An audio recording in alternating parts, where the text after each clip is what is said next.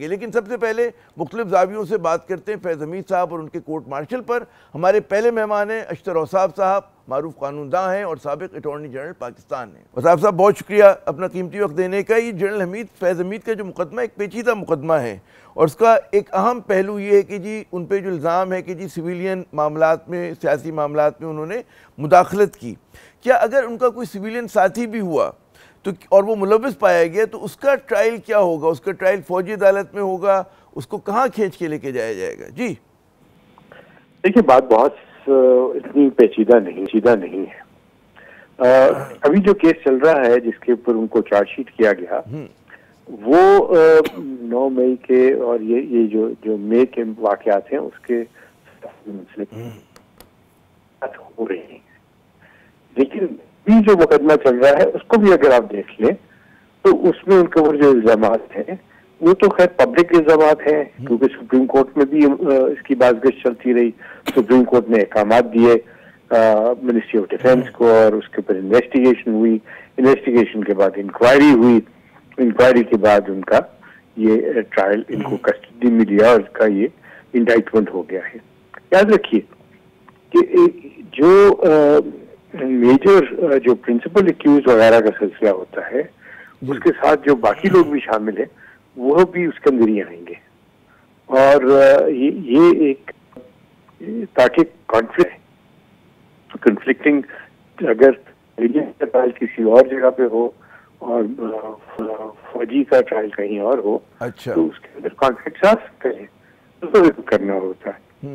तो उनको भी अगर उसके अंदर शवाहिद हों कि ये आपस में मिले हुए थे या कोई कंस्पिरेसी थी या ये सारे सिलसिले थे, तो फिर वो होगा। और ये वो हैं जिनको आप सिविलियन क्राइम्स कहते हैं, जो उन्होंने जो टॉप सिटी का मामला है। जो दूसरा मामला है वो सिविलियन क्राइम्स नहीं है, वो है मामला जो कि मुल्क के सालमियत के खिलाफ 80 जो आपकी फौजी तंसीबात है उनके ऊपर हमला, तोड़फोड़, आर्सन, ये सारी चीजें, वो जो है उसका नोयत डिफरेंट है।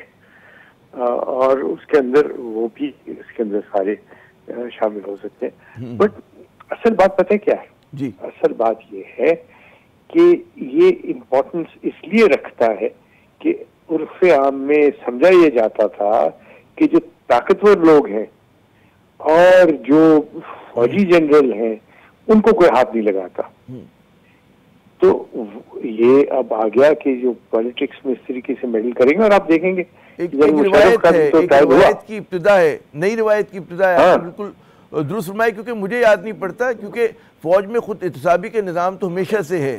कोई हाई प्रोफाइल मेरे ख्याल में कभी मुल्जिम नहीं सामने आया, ऐसा नहीं हुआ कि जो ISI का चीफ हो। जी हाँ, क्योंकि इनको तो जिस तरीके से कहा जाता है कि ये इनको तो कोई हाथ ही नहीं लगाएगा, तो वो और हाथ भी आपने देखा किसने लगाया है? खुद ही नहीं लगाया ना। बल्कि रिवायत पड़ गई है और साहब के जो भी मतलब है अफसर होगा उसको सोचना पड़ेगा कि मैं हमेशा उस कुर्सी पे नहीं रहूंगा, कल को जब मैं उतर जाऊंगा तो मेरे साथ भी यही हो सकता है, इसी किस्म का।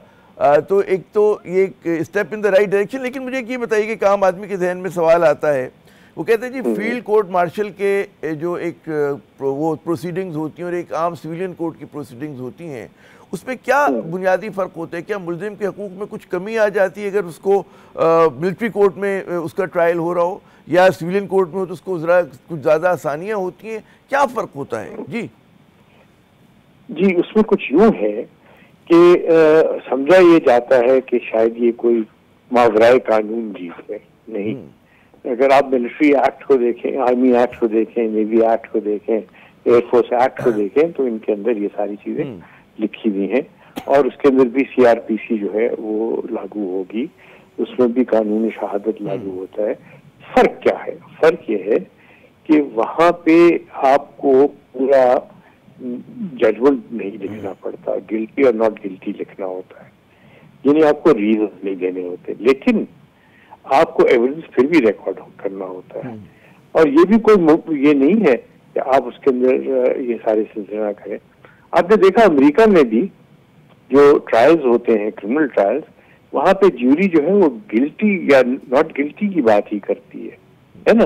तो ये कोई अचंभे की बात नहीं है, क्योंकि when you are being tried by your peers, जब आपको आपका ट्रायल जो है वो जज नहीं कर रहा, आपके अपने साथी कर रहे हैं, आपके जैसे लोग कर रहे हैं, तो फिर वो इस तरीके से है। लेकिन जो इसके अंदर पहले वाले ट्रायल से और अब वाले में फर्क ये है कि रावलपिंडी बार एसोसिएशन के केस के बाद ये तय पा गया हुआ है कि मिलिट्री कोर्ट्स में भी जो ट्रायल होंगे उसके अंदर राइट ऑफ अपील भी होगा और फिर उसके बाद जुडिशियल रिव्यू भी होगा। दुरुस्त।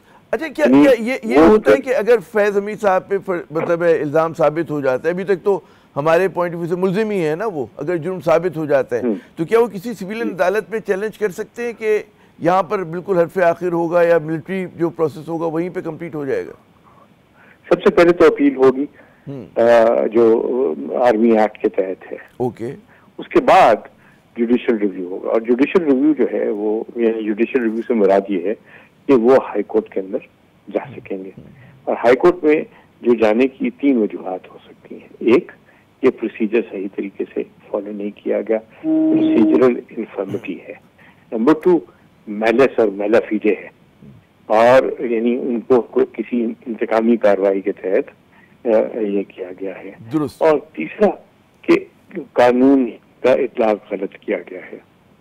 तो ये 3 वजूहात हैं जिनकी बुनियाद के ऊपर जो है।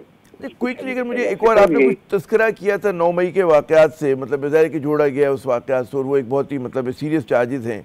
अच्छा, उसमें अगर साबिक़ वज़ीर-ए-आज़म इमरान खान को भी मुलव्विस कर दिया जाता है और फिर उन पर ज़ाहिर है कि फौजी, जैसे आप फरमा रहे कि मुकदमा चलेगा, उसके क्या असरात मतलब है कि ज़ाहिर है कि एक तो हमारे हम देखते हैं कि जो सिविल राइट्स ग्रुप हैं इस पर इतराज़ करते हैं, लेकिन फिर ये एक आलमी नौयत का भी मामला बन सकता है, क्योंकि जब भी कोई हाई प्रोफाइल एक और कैदी अगर आ जाए उस पर मुकदमा फौजी अदालत में हो, तो आप समझते हैं कि बैरूनी दुनिया से कोई प्रेशर होगा पाकिस्तान पे, एक बिला वजह का एक इशू बन रहा होगा, जो दबाव आ सकता है? जी, हम लोग जो है हम लोग अपने इमेज जो है उसको बाहर बनाने की कोई कोशिश नहीं करते।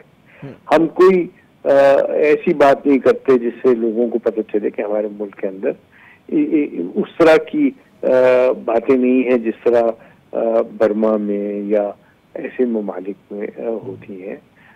आपके सामने ये में मामला गया था ना जनाब, उसका हिंदुस्तान लेके गया था, तो हिंदुस्तान को ने वही सारी बातें की थी जो कि आज की दुनिया में, यहाँ पाकिस्तान में इन चीजों को क्रिटिसाइज करते हुए होता है।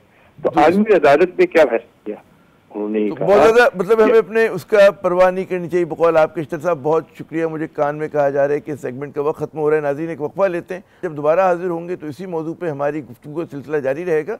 हमारे साथ रहिएगा।